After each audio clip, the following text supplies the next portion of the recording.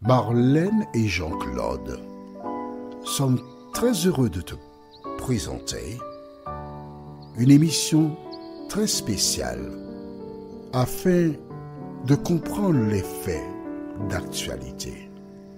Merci pour ta fidélité. Merci de continuer d'étudier la parole de Dieu. Aujourd'hui, notre thème est « Ne pas toucher ». Nous avons une référence biblique qui se trouve au livre de Jean, l'Évangile selon saint Jean, donc 4e livre du Nouveau Testament, Jean chapitre 20, les versets 11 à 18. Jean 20, versets 11 à 18. Avant de l'aborder, prions. Notre Seigneur et notre Dieu, nous revenons vers toi, afin de peaufiner l'étude que nous avons effectuée récemment et d'asseoir définitivement la vérité dans nos cerveaux. Cet esprit continue de nous bénir, nous assister. Au nom de Jésus, pour ta gloire éternelle. Amen.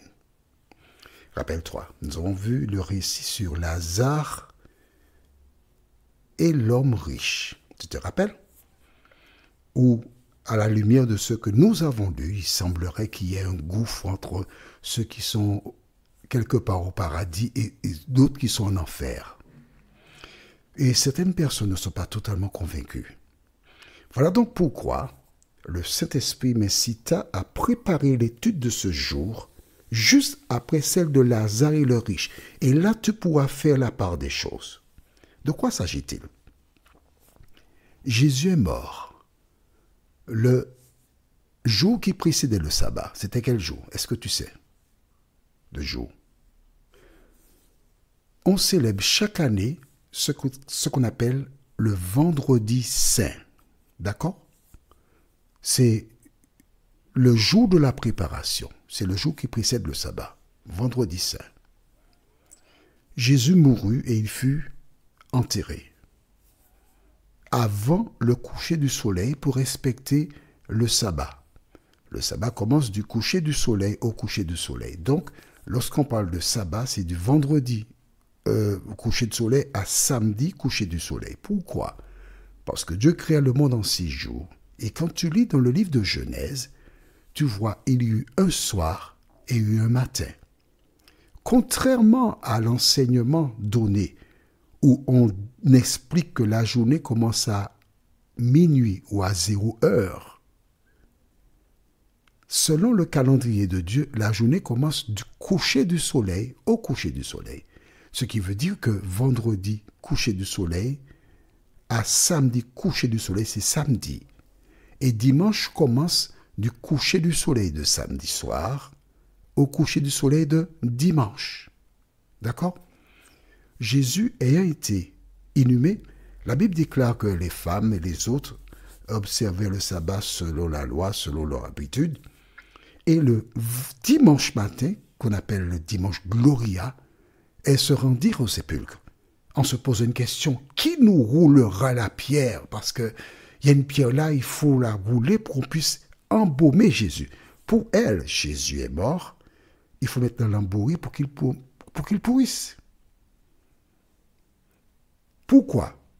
Parce qu'ils n'ont pas voulu entendre ce que Jésus leur avait dit.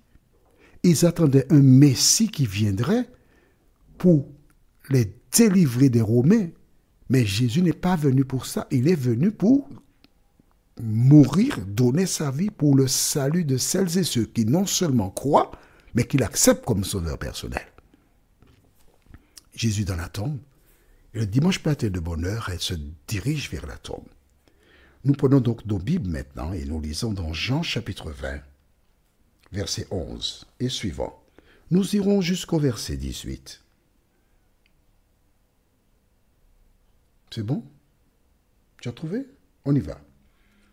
Cependant, Marie se tenait dehors près du sépulcre et pleurait. Comme elle pleurait, Elle se baissa pour regarder dans le sépulcre, et elle vit 2 anges vêtus de blanc, assis à la place où avait été couché le corps de Jésus, l'un à la tête, l'autre aux pieds. Ils lui dirent, « Femme, pourquoi pleures-tu » Elle leur répondit, « Parce qu'ils ont enlevé mon Seigneur, et je ne sais où ils l'ont mis. » En disant cela, elle se retourna, et elle vit Jésus debout, mais elle ne savait pas que c'était Jésus. On s'arrête ici. Jésus a été enterré juste un jour avant, vendredi après-midi, et dimanche matin, elle voit Jésus et la Bible déclare, elle ne savait pas que c'était Jésus. Pourquoi? Que s'était-il passé? Nous verrons ça prochainement. Mais continuons. Alors, pression, hein? Jésus lui dit, « Femme, pourquoi pleures-tu? Qui cherches-tu » Elle, pensant que c'était le jardinier, lui dit, « Seigneur, si c'est toi qui l'as emporté, dis-moi où tu l'as mis et je le prendrai. » Une femme seule, oui. Elle est disposée. « Dis-moi où tu l'as mis, j'irai le prendre. Je ne sais pas où tu l'as mis, mais dis-moi. » Jésus lui dit, « Marie. » Elle se retourna et lui dit, en hébreu, « Rabouni, c'est-à-dire maître. » Arrête-toi ici. Elle a vu quelqu'un. Elle a échangé avec lui. Ce n'est pas le corps de Jésus qu'elle connaissait. Ce n'était pas la voix de Jésus qu'elle connaissait. Mais la manière que Jésus a dit Marie, c'est une manière qui était unique. Et c'est de la manière qu'il a dit Marie qu'il s'est fait connaître à elle. Et elle contente, elle crie Rabouni, maître, aïe aïe aïe, c'est pas possible, tu es ressuscité. Et elle vient vers lui pour le toucher. Verset 17, Jésus lui dit, ne me touche pas, car je ne suis pas encore monté vers mon Père. Mais va, trouver mes frères, et dis-leur que je monte vers mon Père et votre Père, vers mon Dieu et votre Dieu. Marie de Magdala alla annoncer aux disciples qu'elle avait vu le Seigneur et qu'il lui avait dit ces choses. Amen. On s'arrête ici. Reste avec moi. Ce que je te dirai là maintenant, c'est facile à comprendre. Jésus est mort le vendredi saint.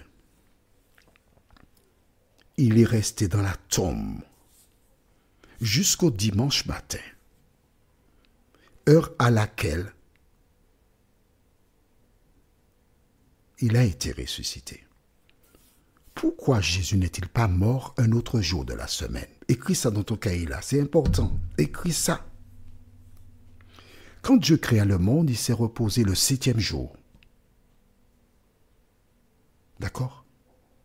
Jésus est mort le vendredi, un peu avant le 7e jour. Il est venu pour racheter les humains.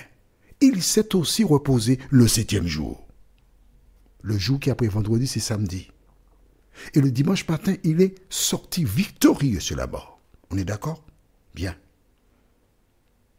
Alors, si on te dit que lors de l'enterrement, que la personne, hop, elle monte au ciel, au paradis, est-ce vrai? C'est faux. Puisque Jésus dit à Marie, « Je ne suis pas encore monté vers mon Père. » Donc, il était dans la tombe, il est ressuscité. Et il dit à Marie, « Dis aux disciples que je monte et que je reviendrai. » Il n'a pas dit « Je reviendrai », mais tu as compris. On relit le verset? D'accord, verset 17. C'est bon? Jésus lui dit, « Ne me touche pas, car je ne suis pas encore monté vers mon Père. Mais va trouver mes frères et dis-leur que je monte vers mon Père et votre Père, vers mon Dieu et votre Dieu. Je monte. Ça veut dire quoi? Présent. Donc, Jésus était dans la tombe. Comment Lazare pourrait-il être au paradis? Et puis Jésus est dans la tombe? Tu comprends quelque chose? Analyse, réfléchis. Et Jésus dit, je monte vers mon Père. En clair, le premier jour de la semaine, dimanche, jour où le Christ est ressuscité, il est monté vers le Père. Ensuite, il est revenu sur terre. Ah, tu ne savais pas ça, mais bien sûr, rappelle-toi. Quand plus tard, il rencontrera Thomas, à qui on a dit, le Christ est ressuscité, qu'est-ce qu'il dit, Thomas? Non, c'est pas vrai. Si je ne touche pas, je n'ai pas mon doigt dans les marques de clous, je ne crois pas. Et quand plus tard, Thomas rencontre Jésus, il lui dit, mets ta main, touche, regarde. Pourquoi propose-t-il maintenant à Thomas de le toucher, alors que le dimanche, il a dit à Marie, ne me touche pas, je ne suis pas encore monté. Jésus, Dieu sachant que l'ennemi allait chercher à tromper les gens, il a permis cet épisode afin que toi qui entends, qui as lu et qui comprends ce que je t'explique là, tu connaisses la vérité. Alors maintenant tu sais que personne ne monte. Parce que si Jésus n'est pas monté à sa mort au paradis, je ne vois pas comment aujourd'hui les femmes et les hommes puissent monter. Non. Il attendait d'être ressuscité. Et il en sera de même pour toi et pour moi. Non, pour tous ceux qui sont morts, puisque nous sommes encore vivants. Merci Seigneur. Prions. Notre Seigneur et notre Dieu, merci pour la parole. Merci parce que tu nous as montré et démontré que les morts sont dans la tombe attendant que tu viennes les ressusciter. Continue de nous éclairer cet esprit et aide chacun à relire la parole et conduis-les dans la vérité, nous t'en prions. Au nom de Jésus et pour ta gloire éternelle. Amen. Que l'Éternel continue de te bénir et, tu sais, il me tarde de te retrouver. Nous sommes parvenus au terme de notre réflexion. Si d'aventure tu as une question, il te suffit d'envoyer un message par le biais de WhatsApp au numéro suivant, plus 596 696 88 93 93. Et alors Jean-Claude, moi, je me ferai un réel plaisir de répondre à ta question.